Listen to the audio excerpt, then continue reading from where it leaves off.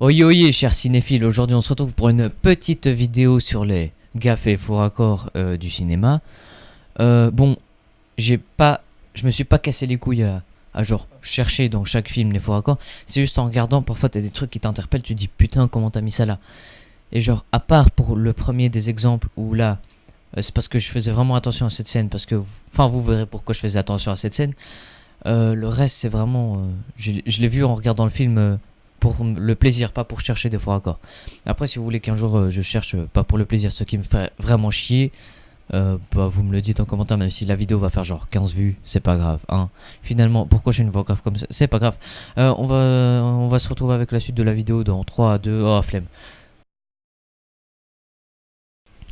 Alors là, on se retrouve sur l'échange des princesses de Marc Duguin. Filmé en 2016 et sorti en 2017, en décembre 2017. Donc je vais pas vous raconter l'histoire parce que j'ai pas que ça à faire. Donc on se retrouve vers plus ou moins 1h06 et 27 secondes si je ne m'abuse. Pour cette gaffe, j'ai vraiment dû écouter très attentivement. Mais c'était pas parce que je cherchais une gaffe, vous allez voir la raison de cette écoute attentive. Donc voilà, la raison pour laquelle j'écoutais ça très attentivement, c'est parce que c'est moi. Voilà. Je suis assez content qu'il m'ait mis dans le film comme ça, parce qu'à la base j'étais juste derrière en train de chuchoter dans l'oreille de cette gente dame, et on m'avait pas dit qu'on me verrait comme ça. Et c'est pas grave. Et me jugez pas, c'était il y a 2 ans cette tête d'enfant. Bon, les cheveux c'est pas les miens bien entendu, hein. Et donc la gaffe arrive juste après, vous inquiétez pas. Alors là, dans l'arrière-plan, on entend les figurants dire mais non, mais si. Et vous allez voir que dans 3 secondes, enfin allez, je suis méchant, 5 secondes, on va attendre exactement les mêmes voix. Donc c'est exactement le même enregistrement sonore mis 2 fois d'affilée, c'est vraiment très décevant.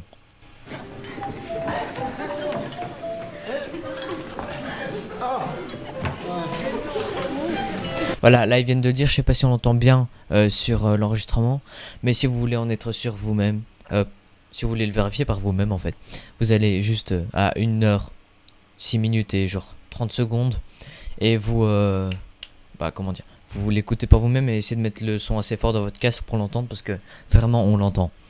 Et donc sur ce, on passe au prochain film. Alors là, on se retrouve sur un petit court-métrage de l'ESRA qui est une école de cinéma. Enfin, on se retrouve plutôt sur la bande-annonce d'un court-métrage de l'ESRA qu'on peut trouver sur la chaîne YouTube de l'ESRA.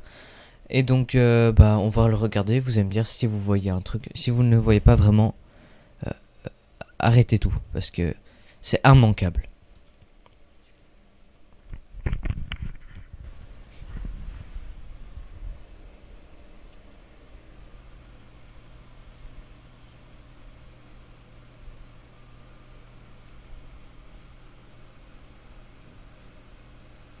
Putain, j'en peux plus. J'en peux plus. Comment tu peux faire ça quand t'es dans une putain d'école de cinéma? Comment tu peux poster ça sur YouTube? C'est quoi ça? C'est quoi ça? C'est la putain d'équipe technique avec...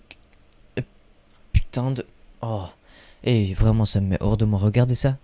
Regarde ça. Ils se disent pas, il y a un problème? Genre lui, là, t'as la caméra en main, tu te dis pas, il y a un problème? Non, non, tu te dis pas, il y a un problème, non. Bah non, t'es trop con pour ça, non. C'est sûr qu'en 3 ans de cours, quand t'apprends juste à mettre un pied dans une école de cinéma, voilà quoi. Bon, sur ça, on passe à la suite. Et donc là, pour la suite, on se retrouve dans le film Tout là-haut, avec notamment Kev Adams, qui a pour réalisateur Serge Hazanavicius, je ne sais pas si je le dis bien, et c'est pas grave. Donc on se retrouve à la minute 41 et 44 secondes, et regardez. Mais quoi? C'est normal, non? À partir de maintenant.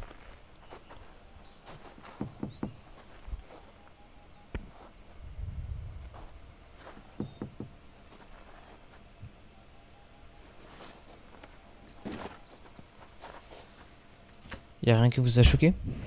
Si, bon, je peux comprendre que vous l'ayez pas vu pour le coup, mais genre, regardez-moi ça. Genre là, vous voyez ça? C'est la tâche qui montre qu'il a retiré la glace préalablement en s'asseyant, en répétant ou en tournant la scène juste avant. Et genre le script là, je sais pas ce qu'il a branlé, mais il aurait pu mettre genre un tapis, non? Peut-être, ou quelque chose pour cacher ça. Parce que genre là c'est tellement cramé qu'il s'est déjà assis là. Et que c'est pas la première fois qu'ils font la scène. Et c'est totalement pas possible parce que genre la caravane est paumée dans les Alpes. Et genre y a personne qui pose son cul pile là. Donc voilà. On passe à la suite. Et donc maintenant on se retrouve sur le film Point Break, sorti en 2015 ou 2016, voilà. Réalisé par Ericsson Core, que je ne connais point. Merde, j'ai fait un jeu de mots sans me rendre compte, c'est pas grave. Et donc on se retrouve à la minute 29-11 et vous allez voir un putain de faux raccord qui me déçoit vraiment de la part de ce réalisateur que je ne connais pas. Surpris une conversation, il se passera quelque chose à Paris ce soir.